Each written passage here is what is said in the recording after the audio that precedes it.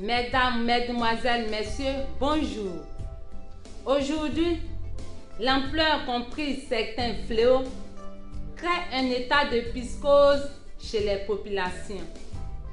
L'insécurité sociale, l'alcoolisme, la prostitution, le viol, le tabagisme et autres ont atteint un seuil tel que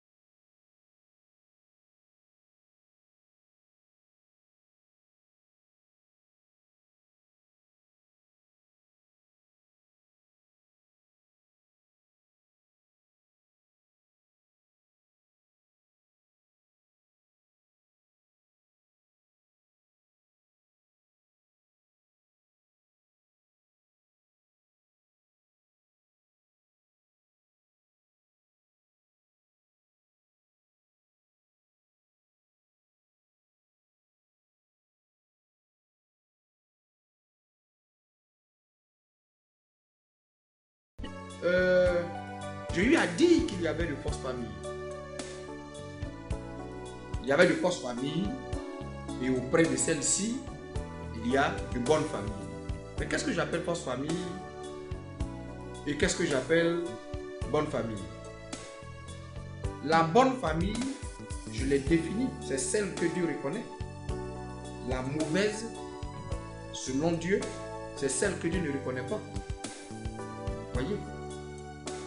Donc, en ne reconnaissant pas une famille, nous avons tout de suite la famille, c'est-à-dire celle que Dieu ne reconnaît pas, qui est exposée à bien d'effets collatéraux dus à cette sorte d'existence. C'est-à-dire cette façon malsaine d'exister en tant que famille contient des effets collatéraux, dire des conséquences. Et au rang de ces conséquences, les inconvénients sont suffisamment regrettables. Et c'est ce qui fait voir la déviation au niveau des enfants. Pourquoi cela a lieu? Quand Dieu ne reconnaît pas une famille, cela voudra dire que cette union d'un quelconque homme et d'une femme n'est pas reconnue de lui. Et c'est ce que Dieu a reproché aux gens au temps de Noé, avant le déluge. Et c'est ce pour lequel le déluge est venu sinistrer l'environnement. Bref, Dieu ne reconnaissant pas une telle famille ne sera donc pas le garant de la morale des enfants, n'est-ce pas, qui seront issus d'une telle union. Il ne sera pas responsable de tout ce qui aura lieu dans cette maison ou dans cette famille. Les enfants peuvent naître n'importe comment, pour dire à tort et à travers, et ils peuvent évoluer n'importe comment, tout simplement parce que Dieu n'est vraiment pas l'auteur de cette formation ou de cette famille.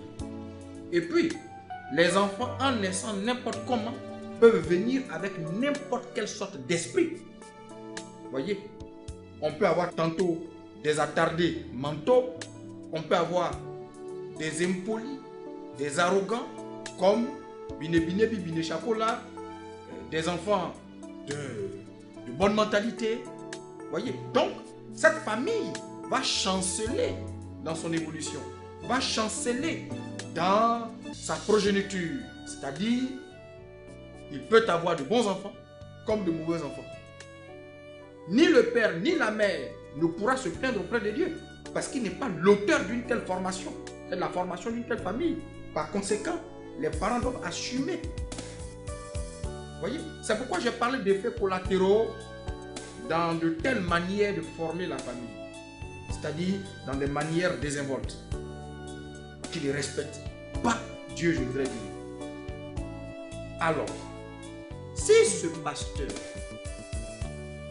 dont la famille relève, voyez, d'une telle formation ambiguë, voyez, je vous assure qu'il va en souffrir. Il va souffrir comme si il n'était pas pasteur, comme il n'était lui-même pas un homme qui respecte l'éthique, qui respecte la morale. Voyez, il peut être une bonne personne, c'est-à-dire de bonne moralité, cependant ses enfants, voyez, seront de conditions à plaindre, de conditions, voyez, à regretter, qui suscitent, voyez, non, du désagréable dans l'environnement. C'est pourquoi, quand on veut être pasteur, sauf cas d'ignorance, quand on veut être pasteur, il faut se rassurer de sa vie entière si elle est dans la justice de Dieu, de fond en comble ou pas, afin de se mettre à jour, afin de se repentir là où il faut, de sorte que dans l'évolution et au cours de la pastorale, nous ayons une vie irréprochable, irrépréhensible. Voyez, aussi bien par Dieu et par les hommes. Mais aussi longtemps que cette attention n'est pas de mise, vous voyez, nous risquerons d'entorser notre fonction, notre réputation et bien de choses en environnement. Maintenant, il y a un autre aspect. C'est que rien n'est dit que la progéniture sera sauvée au même titre que les géniteurs. Non. On a vu dans les reins d'Abraham, qui est une créature suscitée par l'Éternel Dieu. Voyez, avoir un enfant qu'on appelle Caïn, cet être méchant et mauvais. Dans les reins de Noé, a existé un certain Cham qui a humilié son père, qui l'a livré à une sorte de vindicte. Voyez, on a vu dans les reins, quand je dis dans les reins, c'est-à-dire dans la famille du sacrificateur, du prophète Samuel. Dans sa famille, il y avait des désinvoltes. Et même dans la famille du sacrificateur Élie, dont parle la Bible. Tous ces exemples sont dans la Bible chrétienne. Vérifiez, vous verrez. Et le grand Jésus, par excellence, au rang de ses disciples qu'il a choisi lui-même, voyez, s'est glissé. Un malhonnête que nous connaissons tous, Judas. Cette intrusion de Judas dans le lot détermine que la souche ou la source peut être d'une bonne moralité et puis le reste du corps ou des compartiments dans le corps peuvent biaiser dans leur mentalité. Donc le Christ, en parlant de sa vérité, ne se reproche rien. Et il a dit, ne pensez pas que je sois venu donner la paix au monde comme il le pense. Voyez, ne pensez pas que je sois venu donner la paix au monde comme le monde le désire. Alors, si le Christ n'est pas venu apporter la paix, c'est qu'il est venu jeter le tourment dans le monde. Et ce tourment, c'est parce que les hommes n'aiment pas la vérité. Et lui-même a-t-il déterminé que, à l'approche de la vérité qui est la lumière, les humains qui aiment les obscurités parce qu'ils sont de mentalité obscure se cachent d'elle. Elle se cache de la lumière. Parce qu'en apparaissant, on verra tout. Et dans ce tout, on aura ce qui est bien d'une part et ce qui est mauvais d'autre part. Évidemment, le bien et le mal ne pourront pas s'accommoder, ne pourront pas rimer, ne pourront pas s'assortir. Donc, la division. Ce qui est du caractère bien qui est en lui sera d'une part, et ce qui est du caractère mal qui est en lui sera d'autre part. Dès lors, on verra en l'homme qui avait au départ un caractère apparemment uniforme, n'est-ce pas, se scinder en deux caractères qui désormais ne peuvent plus faire chemin ensemble. L'homme lui-même, la division dont parle le Christ, commencera en l'homme lui-même. Il aura des intentions qu'il va mettre dans un répertoire des mauvaises intentions. Il aura des intentions qu'il va appeler bonnes intentions, qu'il mettra dans un répertoire de bonnes intentions. À ce titre, en l'homme aura un clivage d'intentions, un clivage de caractère, des faits respectifs. Ces effets sont quoi? Les actes respectifs. Donc, il aura une sorte de séparation des actes. L'homme lui-même va appréhender plusieurs caractères en lui. Ce ne sont pas les familles qui seront en reste, en marge de cette réalité, qui est une sorte de tri. Voyez, c'est normal que le fils un jour appréhende les déboires de son père, les défauts, je voudrais dire, de son père. Pourquoi? Parce que la lumière aura fait effet en lui. Parce qu'il aura reçu des facultés qui lui donnent de reconnaître la justice. Si bien qu'il peut démasquer le mal. Son père ne sera pas en reste s'il biaise dans bien de ses comportements. Mais c'est pourquoi il y a des enfants qui tiennent des procès à leur père. Et tantôt la justice leur donne raison. Parce qu'on est dans le reproche qu'ils font à leur père. Donc la lumière de Dieu vient faire la clarification de tout. Sachez-le. Dieu conçoit une famille qu'il réalise. La mère vient, s'arrogeant le pouvoir souverain, veut effriter la famille, veut gribouiller la famille. Jugez par vous-même. le fils ou la belle-fille est très éclairé par la vérité, vous voyez, peut-être se braquera. C'est ça le sujet. Attendez, le monde n'est plus à 100% ignorant.